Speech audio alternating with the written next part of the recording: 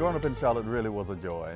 To have family together, it was actually 3 boys and 3 girls. We grew up in the inner city ghetto, and the Lord blessed us in a marvelous way. In our very beginning, we've always been churched, but just being a part of that extended family with mom and dad and grandparents together, all of us worshiping together, it was a real joy. Well, interestingly enough, we went to church for a long time, always Sabbath keepers. From childhood on, from birth on. Nothing but the Sabbath was what we knew. We spent most time reading the Bible, taking turns, and Sundown Friday we were like the sundown kids.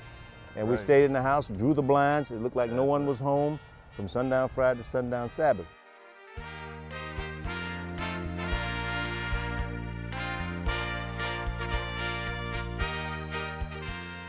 So when the Bible worker, or Sister Whitaker, started coming on Sunday morning with message, then we were kind of set free. It's like the day had ended.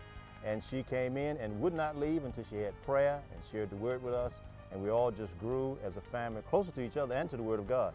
As she would introduce these cardinal truths, we accepted everything was so easy for us because we had a foundation that the Bible was indeed the word of God.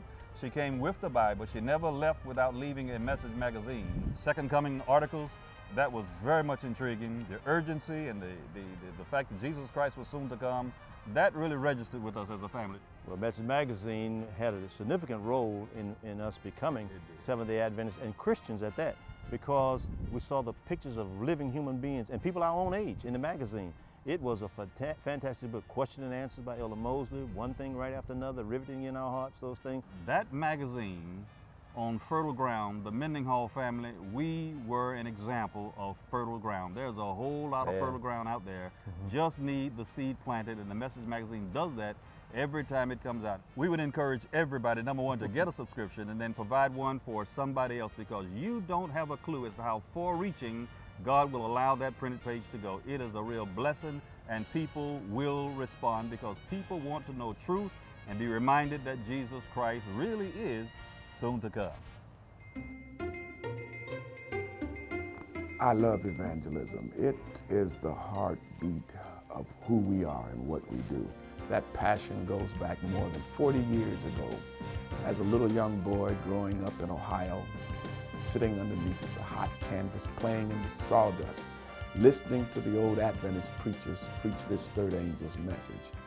Evangelism, there's so many facets to evangelism. If you don't have the message, you can't do evangelism.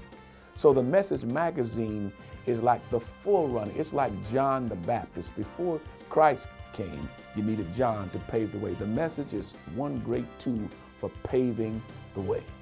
Well, Message Magazine is like planting the seed. The evangelist comes behind, tills the soil, but the seed has to be planted. No matter how much you water that ground and how much fertilizer you put down, if the seed has never been planted, you're never going to reap the harvest. Regardless of the times, regardless of what's going on in our world today, the Message Magazine is still relevant.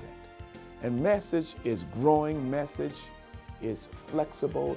Our message is still the same, but it does have a different spin because we're living in a different age and a different time. But the message still stays the same, and it's still as effective as it was 40 years ago. It's still effective in changing and reshaping lives. So I encourage everybody, if you think message is outdated, look again and see that message is still on the front line.